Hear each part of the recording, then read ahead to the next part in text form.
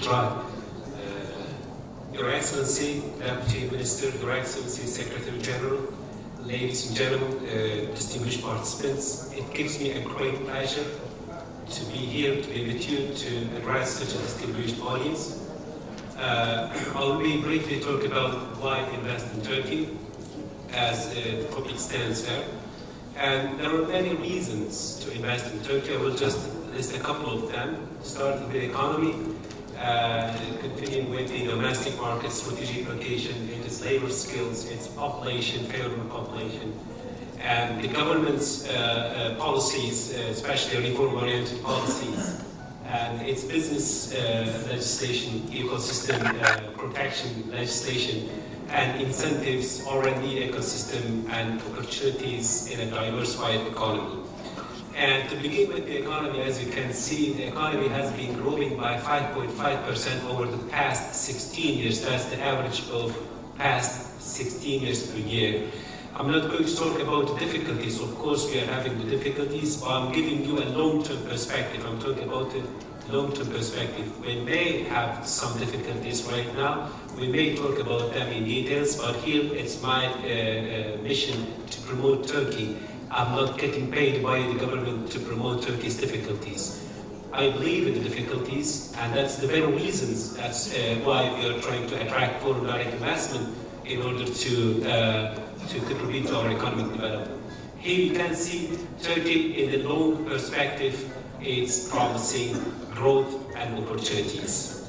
And this economy is based on sound macroeconomic policies in many areas, for example, in public finance, as you can see, and also in some areas in price stability. Again, in terms of price stability, yes, we have some pickup in the inflation, but again, in the long-term perspective, you will see Turkey has achieved first certainty, hence decreased volatility, and also it has been more or less within a single digit over the past 16 years. And it is expected to decrease in the next couple of years as per the government's policies. When we look at the growth dynamic, you will see the economy has more than tripled over the past 16 years, and it is mainly driven by its domestic market, but also with opportunities in regional markets. As you will see, export is also driving economic growth, and also the entrepreneurial spirit of the private sector.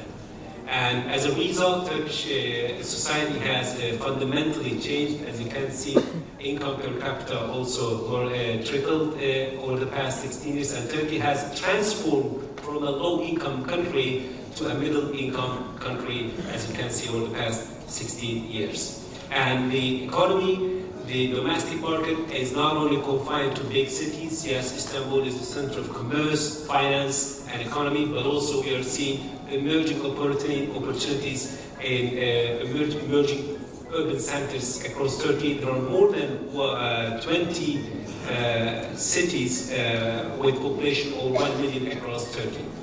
And it's not only domestic market, but it's also access to regional markets, especially the EU, which we have a custom union, and also free trade agreement countries, which are around 27. All in all, we have free access to around 1 billion potential consumers. Of course, that is going to trigger more investment in maritime industry. It will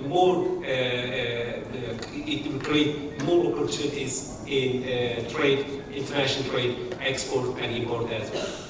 And strategic location further enhance those opportunities. As you can see, Turkey is ideally situated in a place where we can access to potential 1.5 billion consumer base, and also you will see around half of global trade, approximately 45% of global trade is just happening around Turkey. And that's why Turkey is being selected as a manufacturing, export, and management hub by multinational companies. For example, Toyota is manufacturing in Turkey and is exporting around 80–90% of that production to other markets around Turkey. Similarly, Ford, the American auto company.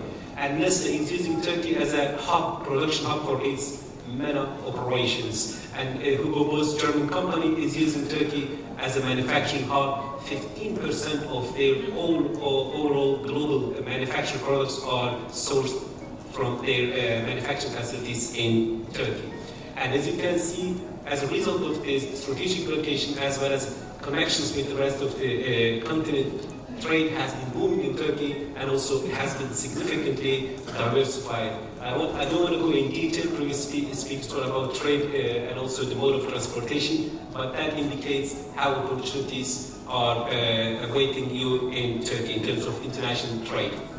And population also is an important factor for Turkey to invest. And half of the population, as the distinguished Deputy Minister said, is around 31 years old, and that makes Turkey the country with the largest youth population in Europe, both in terms of proportion as well as in terms of absolute number.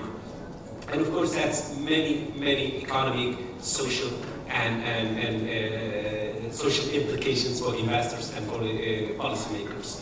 Again, Turkey's education policies have been upgraded to meet the business requirements of private sector, as you can see, both in terms of skills, qualification, engineers, for example, competent civilian managers, and also in terms of labor cost. Turkey is one of the most competitive countries in its region.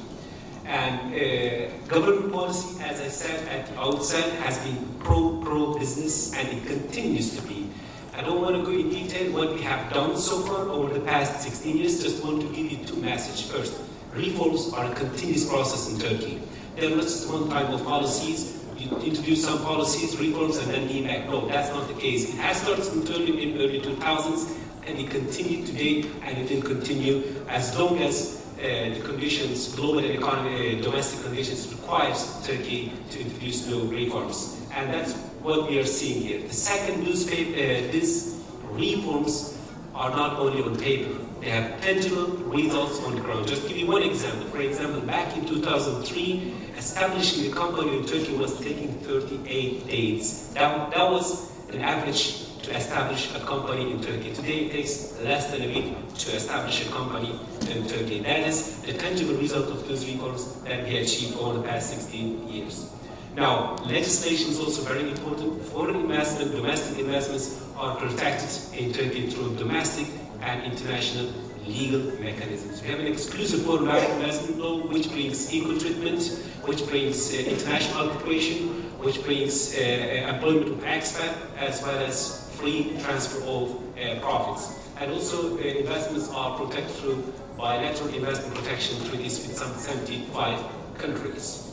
And furthermore, investments in Turkey are supported proactively by the government through certain incentives, especially manufacturing, and previous speakers talked about industry-specific incentives. Here we have a wide range of incentives, and investors are eligible for some of them if they're not eligible for some. And research and development ecosystem in Turkey has been significantly improved over the past 16 years, as you can see. And here again, you will see multinational companies, giant multinational global companies are conducting significant research and development activities here in Turkey because the ecosystem is promising, the ecosystem is favorable and benign for, especially in terms of skills, in terms of education, infrastructure. And a diversified economy, that's why Turkey has been, in the long-term perspective, as I was talking at the outset, because of its diversified economic structure, the economy has been resilient, it has been recovering fast in terms of slowdown or any contraction, and that's because it's not dependent on a single natural resource. We are not an oil company, we are not a natural resource company. Countries are, as you can see, automotive, machinery, aerospace, energy, food, infrastructure, finance, all are promising opportunities in Turkey within a diversified economy. Now, so far I thought, as I said, it's my job to promote Turkey, but it doesn't matter what I say. It matters what investors do, whether or not they believe in Turkey's story, whether or not they believe those advantages that Turkey is offering. Over the past 16 years, Turkey has attracted around 210 billion foreign direct investment. The number of foreign companies has been significantly increased and continue to increase.